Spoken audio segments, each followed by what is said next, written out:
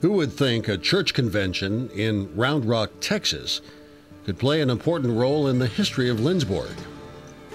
That church convention was attended by Bethany College president Dr. Carl Aaron Swensson and a young Swedish-born photographer, Bror Gustav Grondal. Swensson was so impressed with the young photographer, he invited him to Lindsborg. Grondal was born in Västerås, Sweden in 1855, one of 11 children. After his father's death, his mother moved the family to Uppsala, where she thought the children would receive a better education. Not so for the restless young Bror. His mother bought him a round-trip ticket to the U.S., and he headed for work in the orange groves of Florida. He was 14 years old when he left Sweden. Young Grondal worked in the groves and then in a sawmill. While in Florida, he contracted yellow fever. His doctor suggested the best cure for the disease would be a sea voyage, so Grondal signed on to work on a clipper ship, sailing to many parts of the world. As a young worker-adventurer, Grondal never liked to sail on the same ship twice. He was fascinated by the sea and changed ships often, eventually landing in Chicago, where he worked on the wharf. It was in Chicago Grondal became interested in photography and went on to apprentice with a photographer in St. Paul, Minnesota.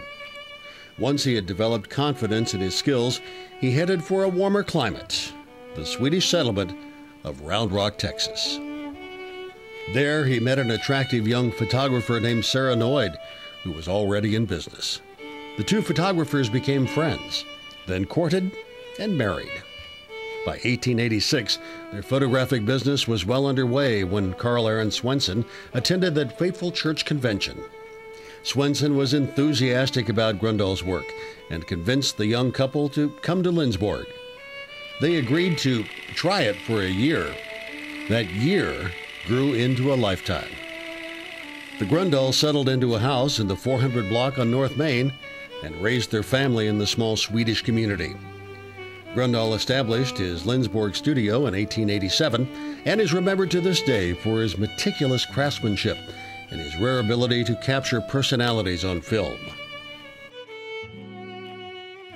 Grondal developed a special friendship with Dr. Swensson, was an enthusiastic supporter of the college, an avid sports fan, and active in local politics.